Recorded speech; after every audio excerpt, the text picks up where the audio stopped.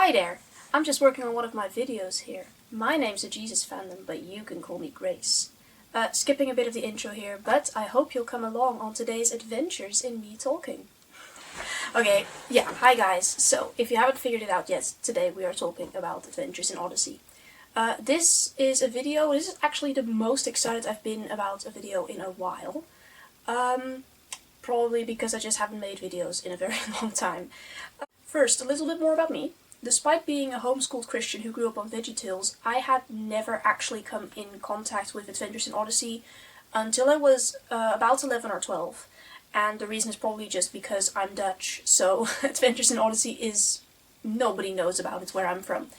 And when I was 11 or 12, we went to the mission field where we came into contact with people from other cultures, for example, also Americans, and that's how I came into contact with it. The first album we listened to was The Green Ring Conspiracy. I think that's what it's called. And from then on, I was hooked.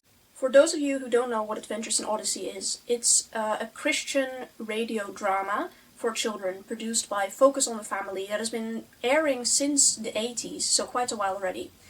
Each episode is about 20 minutes long and it aims to teach children a lesson, usually via telling a story from the Bible or by having events happen in a child's character's life and drawing lessons from that. It also has various overarching plots with villains and espionage. I've been listening on and off for the past 7 years, and I've listened to most episodes up till the end of the Blackgaard saga, but after that I haven't really come into contact with most of what's happening nowadays, and I just wanted to remedy that. I was thinking, it would be fun to listen to. I have listened to part of the Novacom saga, for example. It would be fun if I could listen to that and know who on earth all these new characters are, for example. So that's what we're doing in today's video. This is part 1 of what's probably going to be a very long series, if we ever finish it, of me listening to every single Adventures in Odyssey episode. Let's go. It's kind of cool because it's how fitting is it that Adventures in Odyssey is hosting a big party this year because they're airing their 1000th episode. So that's cool because now it gives me something to, work towards, although of course by the time I'll be done, there'll be more episodes, but that's fine. Since, like I said, I've already listened to actually more than the first 100 episodes, which is what we'll be discussing today, there will be a few spoilers because sometimes when I'm discussing something and I already know more information, then that information is relevant, and I'll mention it. So I'll just put the spoilers for things that happen after the 100th episode that I will be mentioning in the screen right now.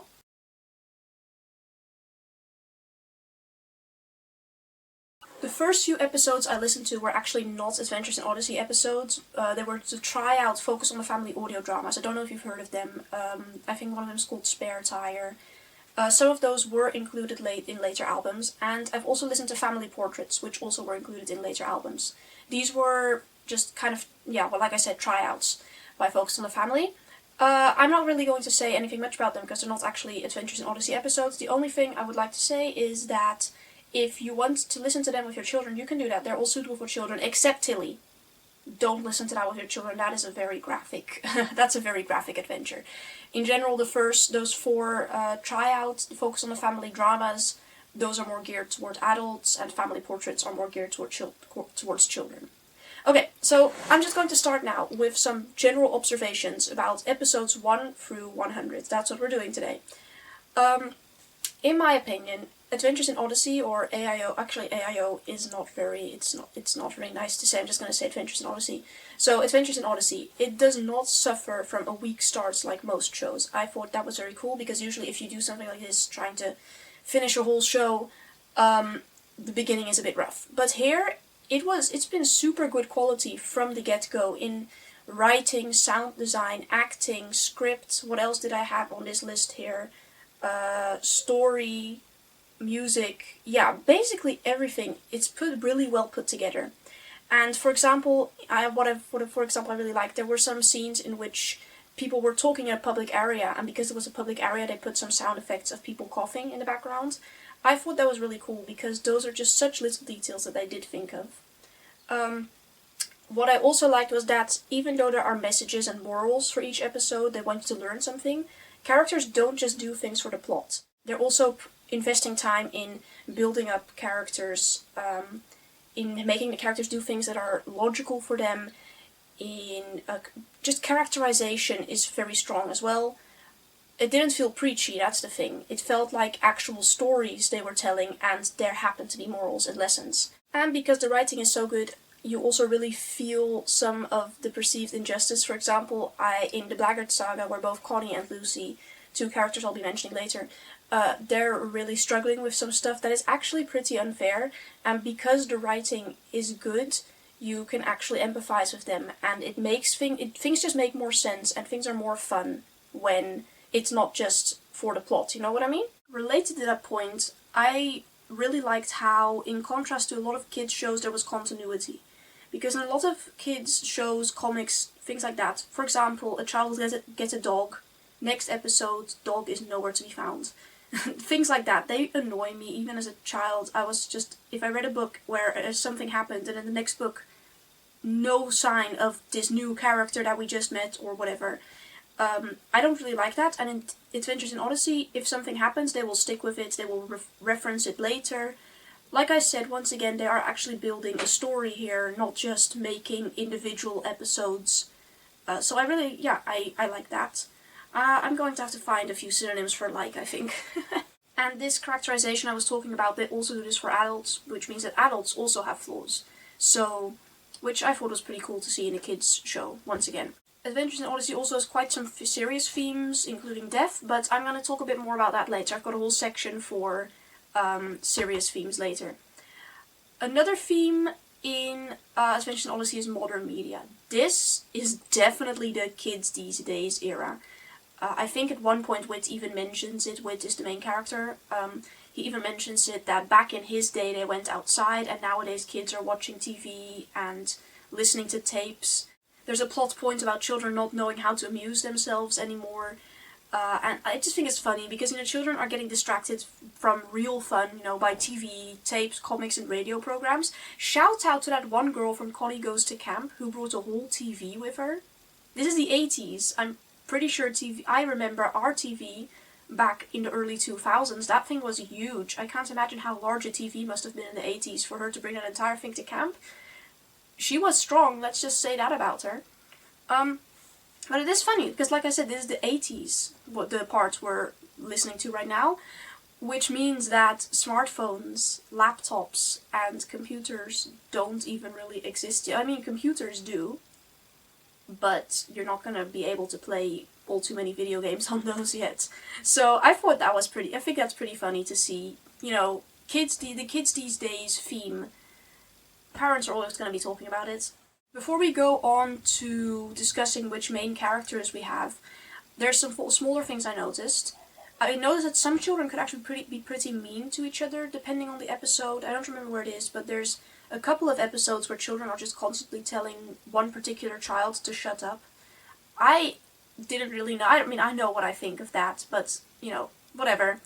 And the accents. Guys, with the exception of Regis Blackgaard, because that man can do no wrong, every single non-American accent in this show is atrocious. It is pretty bad. There are quite a few attempted accents. We have the English, let's see, I've got a list. We have the English soldiers in the day independence came. There are English policemen in The Last Great Adventure of the Summer. Those were particularly bad. The Italian cook in Camp Whatnot, the Italian brothers in But You Promised. What's a video that lives in your head rent-free? Where are they? I don't know. They run like rabbits. Now they've got to be about here somewhere. Well, let's take a breather for a moment, shall we, Alfie? Right. Fun facts. Throughout in these first 100 episodes, the main character Whit saves the life of a character played by Nathan Carlson twice. Once when he plays Richard Maxwell, and once when he plays Reginald Duffield. Lieutenant Duffield in Rescue from Manitoba Point is actually tolerable. Now sit down and I'll explain the plan. We're calling it Operation Dig Out. I actually don't know why Americans find English vowels so hard though. At one point he's like, I'll explain the plan. The plan.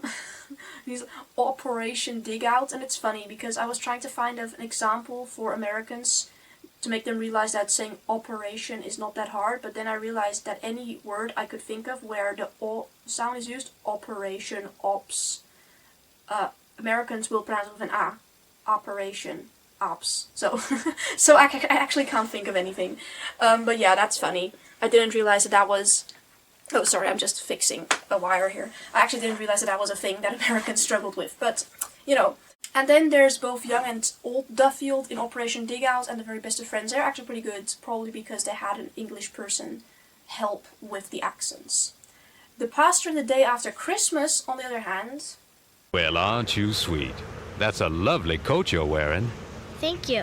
She's so polite. I don't even know what accent he's trying to imitate here. Okay, moving on to characters who, for those of you who don't know the show yet, or for those of you who are currently listening to the 900th episode, let me just remind you which characters we've got. First of all, there's John Avery Whitaker, or Whit for short. He is the main character. He's the wise older gentleman who gives everyone advice. He owns an ice cream parlor and discovery emporium called Wit's End. That's a pun, obviously. It's basically kind of a theme park for kids with a Bible room, a train set, the imagination station, and I imagine there's other things too, because there's kids all the time there. Wit has a great little laugh. I don't know if I can imitate it, but he just goes like, hee hee, hee hee. No. That was a bit embarrassing. No, how does he... Okay, I'll just play a clip.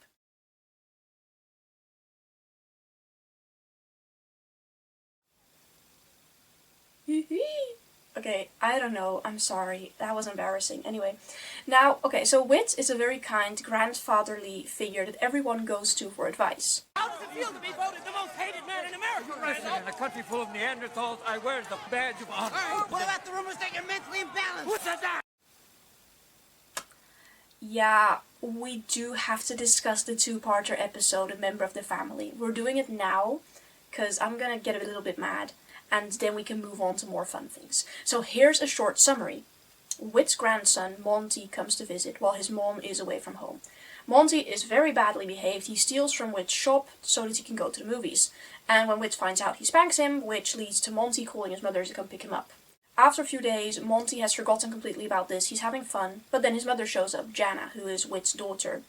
At this point, two super problematic things happen. So the first thing that happens is that Jana claims that she had told Whit quite clearly that she did not want her son to be spanked.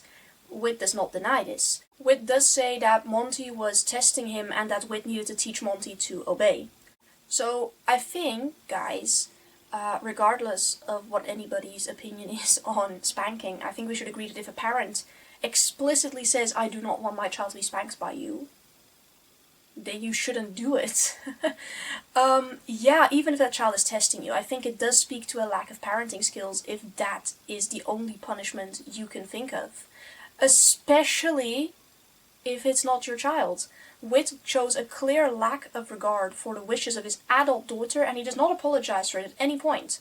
Now, the worst part is actually later, because in his refusal to apologize, Whit diverts the conversation to the larger issue between him and his daughter. What I want you to keep in mind is that for this entire episode, Jana, Whit's daughter, is put in a very bad light. The script makes it super clear that we should not agree with her parenting methods, and that she has had a husband that Whit disapproved of, but that she got a divorce. And I do have to admit, we also see this in her later episodes, that she acts irrationally, she's eager for a fight, and she's in general, she can be a pretty bitter woman. But it doesn't mean that she's wrong in this particular instance.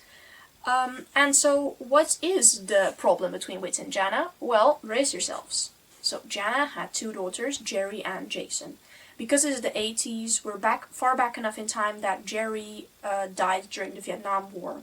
So then what happened is that Whit started spending way more time with Jason, partly because he missed Jerry, and partly because Jason would soon be of drafting age himself.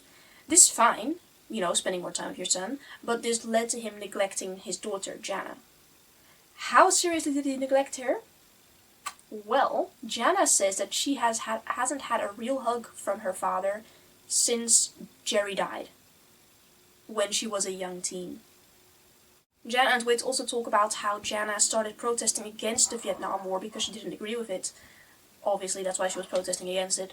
And from the attitudes in other episodes, we can assume Whit actually agreed with the war, or at least with sending American soldiers to Vietnam. So guys, this means that not only did Jana lose her brother, she suddenly lost her father, and her entire family supported the very thing she saw as the useless cause of her brother's death. I can't even begin to imagine what that must have done to her. That is so intensely damaging. And of course, after all this, Whit apologizes, but it's weak. Nothing I do pleases you. You criticize my friends, my work, my hobbies, my marriage. Let's not forget my marriage. You had plenty to say about that. And then you criticized me for getting a divorce. And now it's my son. Did you hear that, Dad? My son. Let's try to keep that straight, shall we? He was here in my house. You put him in my care. What was I supposed to do? I saw a problem. I had to deal with it in the best way I knew how. And looking back on it now, I still think I did what was right. Oh, of course you do. Far be it from my father to make a mistake. Look, if you didn't feel you could trust me with Monty, maybe you never should have gone to this banking seminar in the first place and kept him with you. I just thought you didn't like girls. I want you to give me a hug. A hug? I've given you hugs. No, not a real hug. Not since before Jerry died. Oh, honey, I'm so sorry. I thought I'd lost one child. I almost lost two. That's all you're gonna give her, after all these years of Jana quite probably wondering why her father stopped loving her, why he left her to grieve alone. Oof, that's not a good apology. It's even worse because in a different episode, there's a minor character, Mrs. Hooper, and she apologizes to her daughter for bad parenting, and her apology was much, much better than that of our main character. But let's just pause. This is to me quite upsetting. Thankfully during this video I actually managed to not get mad, but when I do think about this too much, it is frustrating to me because Jana was hurt so badly and it is not really emphasized enough. But I am going to offer the only plausible explanation I can see for this. So, in Recollections, the events of which only happened 5 years before Blackgaard opened his shop, by the way, it felt like way more. But we hear about how Whit acted when his wife died. And it seems that Whit was actually quite a disagreeable man until just a few years ago when he opened up Whit's End. So I imagine the children at Whit's End must have just, softened him up a little bit, changed him. But the thing is, this explains to me why he was such a bad father, why he and Jack got into such a fight after he made those poor decisions in Clara, and why he reacted so immaturely during a member of the family. So basically what I'm saying is, it doesn't really excuse it, but my theory is that actually Whit was a pretty nasty old man. Up until just a few years ago, and he changed. So, and I know that's not the same thing, but at least it's not the current day Mr. Whitaker. You know what I mean? Who neglected his daughter and traumatized her. I know it's a bit weak, but that's the only explanation I really have for this. Yeah. So it's a bit of a rough characterization for Whit in the first few episodes that he gets. Yeah. Let's just move on. I do wish we got more content with Jana. She's a very interesting character with a lot of depth to explore. We do get more of her in the last few episodes of the 100th, no, of the zeros. We're in the zeros right now. So that's pretty cool. I just wish we could have explored it more. I wish we could have gotten a good resolved ending with her, because we saw her on her way to healing, but we weren't quite there yet. Her son Monty is just a typical child character, fine. His Whit's granddaughter, we also get Jenny. She is a lot like Eugene, which is another character, in that she's very smart and she has a huge vocabulary. Usually I do find it a bit cringe when child geniuses talk like they're dictating a book, but Jenny isn't too bad, it's fine. Now let's move on to Tom Riley, who is such a sweetheart. He is a farmer and Whit's friend. In the first few episodes he is portrayed as being not that smart, but they stopped with that pretty quickly. A funny thing I noticed with him first, but then I started noticing it with most characters. Before the W sound, they always add this H. So for example, they say where, who-wit, who-what. So Whit does this, Tom and Eugene do it, so the children do it. I think it's funny. I don't really know much about American accents, so it's just who-where. Basically like that. No, what really concerns me is Lucy. I believe the who would be easier to figure out if I knew the why. Then there's David Harley, the bumbling policeman. He got cut out of the show because parents didn't like that an authority figure seemed so incompetent. I get it. It is a shame because he was getting a whole backstory and he was getting more and more competent each episode. But and also Harlow Doyle, that's a character we're getting later on. I'm pretty sure he's just David Harlow in a trench coat anyway. There's some other main characters that I won't be discussing too much today. Connie Kendall works for Wit. She makes a lot of noise, she's very loud, and she converts and learns how to be a Christian, which means we get to see her path to becoming more mature in faith, personality, and wisdom. There's Eugene Meltsner, another employee of Wit's End. Couldn't hurt to have a quick pee. Connie, we're not communicating very well this evening. He thinks he's smarter than everyone else, and he's probably right. One of my favorite dynamics in the show is the one between Tom and Eugene. It's real good, isn't it, Eugene? Indeed. Notice, if you will, the perfection of line and curve, the meticulous attention to detail, the subtle combination of color, hallmarks of a truly superior scale rendering. Wouldn't you say, Mr. Riley? Well, not like that, I wouldn't. That's all right, Mr. Riley. I have a sister with the same problem. Well, at least your sister has one or two redeeming qualities. This is wonderful. Now I'll finally be able to complete my study of the influence of French idiomatic usage on English neologism. What fun! Whit, I have said it before, and I will say it again. Huh? Sometimes I just wonder about that boy. Then there's the Barclay family, George, Mary, Donna, and Jimmy. The Barclay family are constantly struggling with money.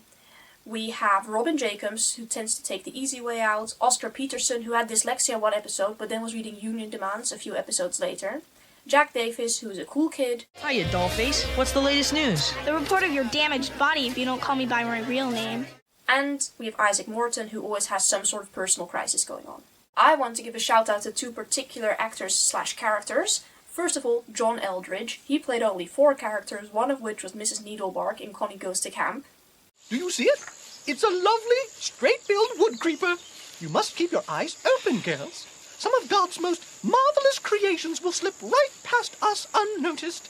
And I also want to give a shout out to Onesimus in A Prisoner for Christ. He is the most dramatic dude in all of these 100 episodes. No, you can't take me. I'll never go with you. I'll never go back. You hear me?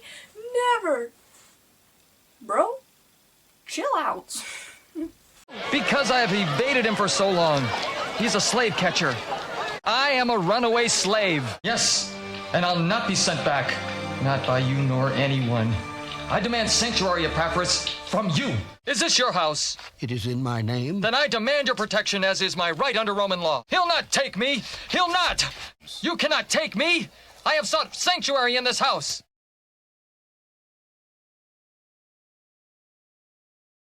Another child character is Lucy Cunningham-Schultz. She has a super cute voice. What?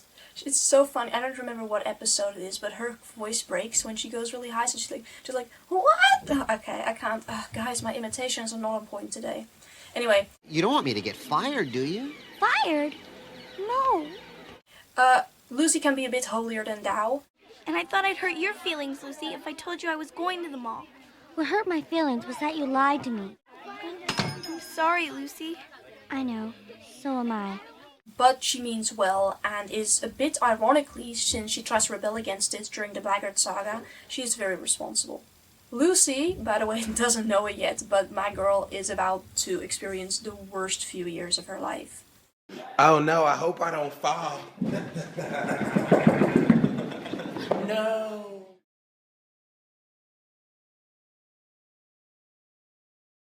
Okay, guess who I love? If you guessed Richard Maxwell, you're right, but that's actually not who I was talking about. I was talking about Philip Glossman. Hear me out. Hear me out. Philip Glossman is a slimy government official, and he is just super fun, because you know when he's around, some entertaining drama is about to go down. Plus, if I was a villain who managed to openly outsmart my opponents without being caught doing anything actually illegal, yeah, I would be obnoxious too. She's got a point. She's an icon. She's a legend. And she is the moment. Now, come on now. Okay, now we can get to Richard Maxwell. He's a teenage delinquent and computer nerd who helps our first main villain. 2 things about Richard Maxwell. He is short and he has acne. Yes, that's canon. No, but the reason I think this is, first of all, the short thing is because in one episode, Blackgaard starts pushing him and threatening him. And I don't know if this was actually something in the books, but I always imagined him picking Richard up by the scruff of his neck and just pushing him against the wall or the door. And to do that, you know, Richard has got to be a little bit short, because else you can't, you know, lift a whole man. And also there's this thing about Blackgaard calling him what does he call him? Puny and a little pipsqueak. And yeah, I get that it's metaphorical, but also no, it isn't. And, you know, the acne is just because he's a teenager, and because I'm right. I really enjoy seeing all these new characters appear and interacting with each other as strangers, especially knowing what I do about how those relationships are going to change and how the characters are going to change. In Richard's case, it's pretty funny, because he becomes a fan favorite and personal favorite, let's be real. Because in his first few episodes, he is just a bad person. He forces a child to commit fraud, for one thing. What else does he do? He seriously abuses Lucy's trust, and in the books they actually kicked it up a notch, because there's one scene where they have him and Lucy hide from adults in a phone booth. Yeah, red flags all around. I think Richard just has a lot of personality privilege, because even when he's unapologetically threatening frightened children, he's funny.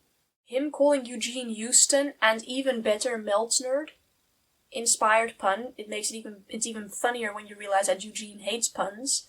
There's him in the courthouse. Richard Maxwell? Yo, what can I do for you, your emeritus?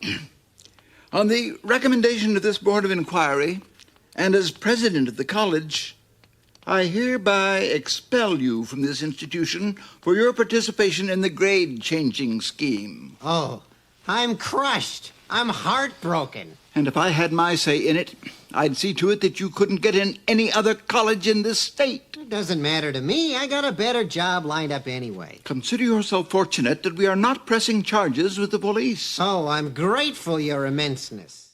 And then there's his glee when he's Ctrl-Alt-deleting Blackgaard's shop. Oh, and now for your dining and listening enjoyment, the alarms have gone off. Now that can only mean one thing. The building's on fire! No! This is great. I really enjoy it.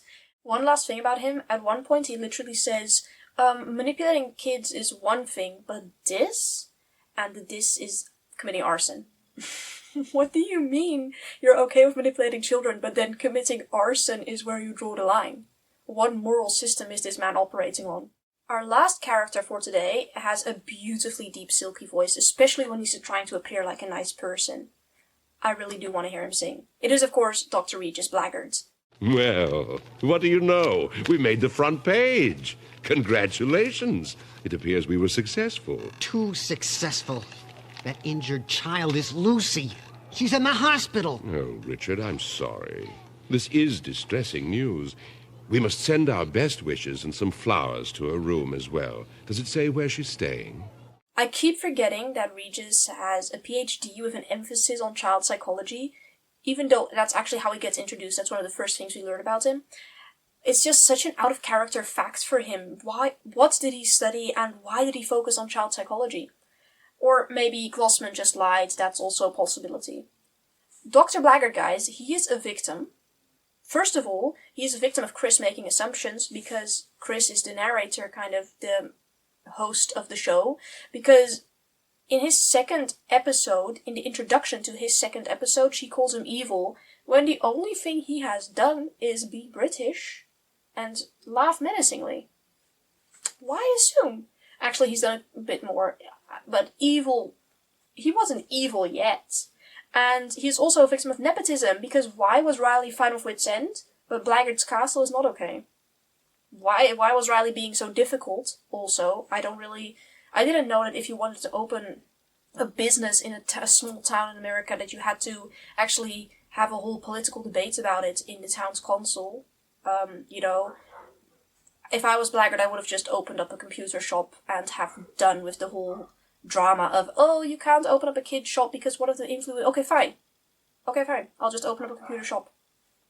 Some other things about Blackgaard. I know his art makes him look short, but that is wrong. He is actually very tall. No, Blackgaard is actually a little bit dumb, because what do you mean the password is distract? He did not take a single moment to think before he acted. But You know, I am not going to criticize a man whose occupation is apparently a super villain, according to the AIO wiki, so I'm sure he knew what he was doing. What does Blackgaard want, by the way? At this point we don't really know yet, but given the information given, power is a pretty good guess. Okay, last section. Episodes. Specific episodes that stood out to me. First of all, up till now, I think I've only noticed one episode of a parental warning, and that's Karen. It's not on the list on the wiki, but in the version I have, Chris does tell children to go get their parents, so I counted it. There are 2 deaths. Oh, wait, we're first doing statistics right now. Oops. Okay, so there are 2 deaths of real people whose voices we hear. Jana Whitaker and Karen Crosby. There's 1 non-real death. Now, before I mention whose death it is, I just need to explain. They happen in a story. When I say non-real, I mean they happen in a story, or they happen in an imagination station adventure and not in the characters' lives. And the imagination station is a big machine. It's kind of like a VR headset, but then all around you, and you can actually feel, touch, smell, taste, hear, and you can move around freely. So it's kind of like a VR thing before that was a thing. And anyway, there's 1 non-real death. So 1 non-real death. Jesus Christ. That's why I had to explain before I mentioned who the death was. And there's 1 death mentioned, and that's Jerry Whitaker. And then there's a bunch of deaths with no names. That's in Elijah, because there's a bunch of false prophets, you know, they get killed. A scary episode was The Case of the Secret Room. No, get out of the basement, bro. Get out. Whit goes down into the basement. No, he's already in the basement. At night, he's digging. He found a skeleton earlier, so he's trying to figure out. Suddenly the light goes out. A creepy voice goes, Whitaker! Mind your own business, Whitaker. It's not scary when I say it like this, but you should listen to the episode because it is scary. It's creepy. The sad episode is Karen, and another episode that ties in with that episode is The Very Best of Friends, because one of our main characters, Donna, her best friend dies from cancer. And so that's super sad. And then in The Very Best of Friends, Donna is trying to cope with that. Donna reads a hymn while wistful music plays in the background, and there's one thing that will get me crying. It is wistful music. Another sad episode is Monty's Christmas, especially when Connie explains how hard it is to be a divorced single parent. Basically, anytime in Adventures in Odyssey, if you hear a character say, "Oh, I think I'm gonna cry," girl, you can bet that I was already crying. I was already on the floor. An episode that makes me tear up, but in a good way, is Peace on Earth. It's super sweet how everyone comes together to help the Barclays. And I know I'm being sentimental, guys. It's not my fault. See, there's this weird thing that's been happening for about 2 years now, ever since I was around 17. I have started getting so emotional about beautiful things, about sad things. I can't watch a movie anymore. I'm crying. What is this? I guess I'm just too tough to cry. Just today you were crying about snakes. They don't have any arms. One funny episode is Go Ye Therefore. Mom. What? Are you right with the Lord? Connie learns about evangelizing in this episode. And a very fun episode is Our Best Vacation Ever. This is just 20 minutes of the Barclay family having a good time. And that's what I'm here for. Some episodes that just stood out to me. If there's any episode that would make a new listener stop, it's episode 3, Lights Out. This is the most cringe episode that I've listened to so far. But on the other hand, maybe I'm just a teenager who refuses to have fun. But on the other hand, it's also the only episode in which I decide to rap. And according to the wiki, the writers themselves are embarrassed by it. And that does say something because creative people don't get embarrassed very quickly. Communicate. Communicate. Open up your heart and communicate. Da, da, da, da. There's no time to wait. Open up your heart and communicate. Yeah. A remarkable episode to me was An Encounter with Mrs. Hooper, in which a young Donna Barclay actually accuses an old lady of being a big baby. I would be way too scared to do that, but good for her. You Go to School Where was a bit of a controversial episode, since it's not an accurate portrayal of homeschooling or homeschoolers, but I genuinely enjoyed seeing Dale saying stupid stuff about homeschooling, because that's pretty accurate. And I'm not going to criticize the episode because it's an unreleased episode, which means they pulled it from, they don't air it anymore, so they themselves decided to pull it. So, A Mission for Jimmy is a very fun episode, and although it obviously is dramatized, it's actually pretty accurate for some missions. A lot of the struggles in that episode are struggles our family has faced, because if you don't know that yet, my parents are missionaries and we've lived abroad. And actually the only thing we don't recognize necessarily is being afraid of soldiers, although to be honest, getting pulled over by soldiers isn't necessarily a problem because they might shoot you. It's more that they might want to see your papers and then they might want to bribe, and it can take up to hours. But we do actually have friends down south in our country who do live in robber area, the Halu area, and they regularly hear gunshots outside their house. And I might actually be going to visit them next year when that's my gap year, so that will be fun. This quote. Oh, that's it. The battery's dead again. Come on. We have to push it. Okay, I felt that. Oh, that is... Whew. Yeah, the annoyance and resignation? Yeah, that is... For us, it wasn't the battery. Usually our battery was working. For us, it was more like, oh... Something's wrong with the water pumps again. The road is too muddy to drive on it again. Yay. The Wi-Fi's down again. Our roof is leaking again. The carburetor is clogged again. Guess what needs fixed again? The stabilizer. Yeah, honestly, this... I don't know who this actor is, what his experiences are in life. He nails this. If you want to know how does it feel to be a missionary or a missionary kid, and living in a foreign country and suddenly something goes wrong for the 100th time, which means now you have to do a lot more work. For example, now you have to get a bucket and go to the rice field and go to the stream and get water yourself instead of just getting it from the tap. That's how we feel. Oh, and guess what? As far as I know, the accents in this episode are accurate. Were those people in The Visitors angels? It's a super good episode, though, especially in pointing out the Barclay's hypocrisy, first in sending others away and then in wanting to get them back just to ease their own conscience. I noticed for myself, I was criticizing them for a lot of time. I was like, oh, yeah, that's not it. And then anytime I thought that, after a few minutes, they would actually address it in the show itself, so that was pretty cool.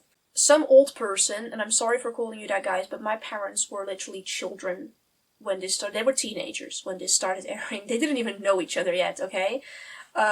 Yeah, so some old person needs to explain to me what it means when Mary Barclay says she remembers seeing another family's vacation slides in the Barclay family ski vacation.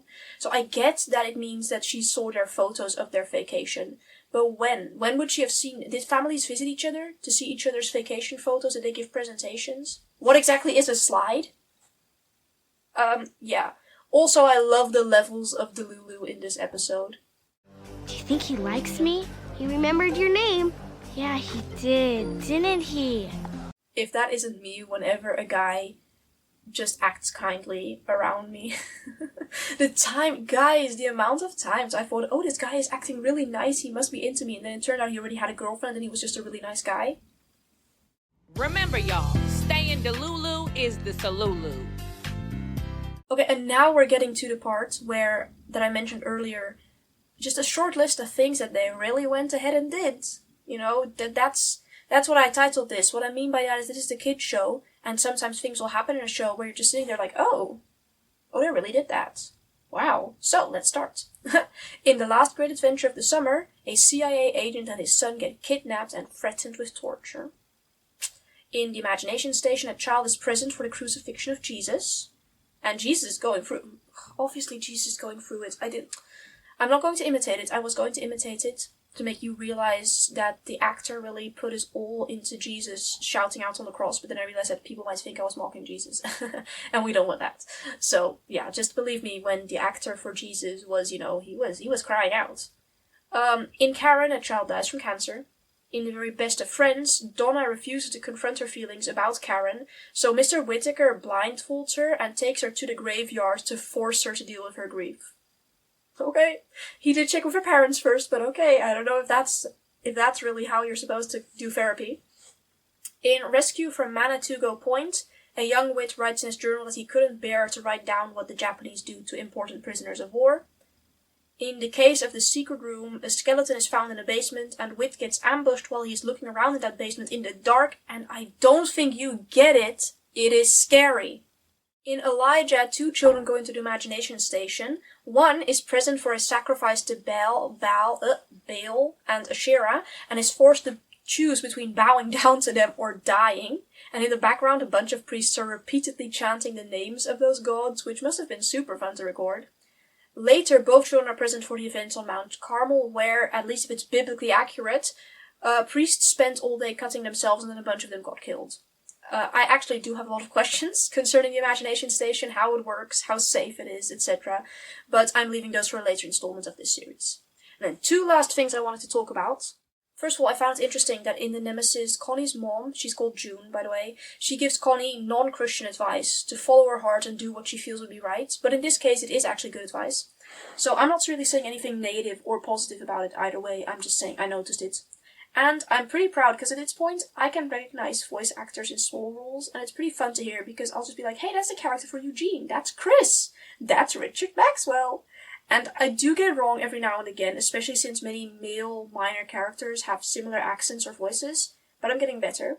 For me, one standout episode, where of course I didn't realize it until I checked the wiki, it was Rescue from Manitoulin Point, in which Katie Lee voice acts for a young boy. Very convincingly, by the way. You Americans, I on your side. No shoot. Come here, boy. Careful, Whitaker. Yes, sir. What's your name, son? Malanga, you rescue party? Rescue party?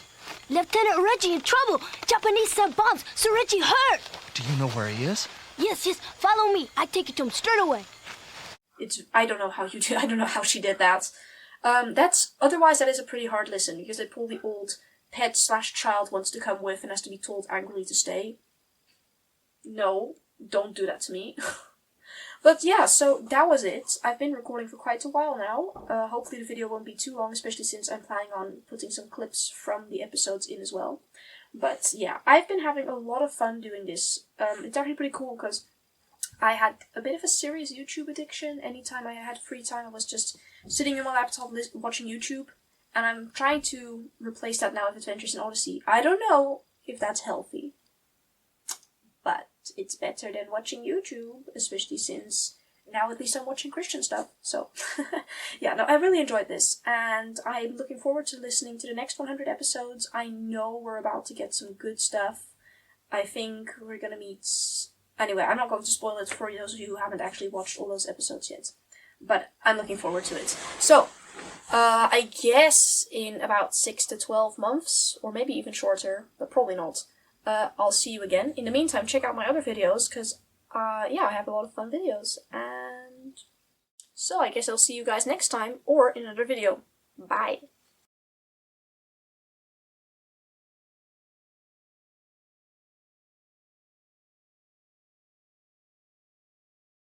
Please enter your password now. Uh-oh. What's the matter?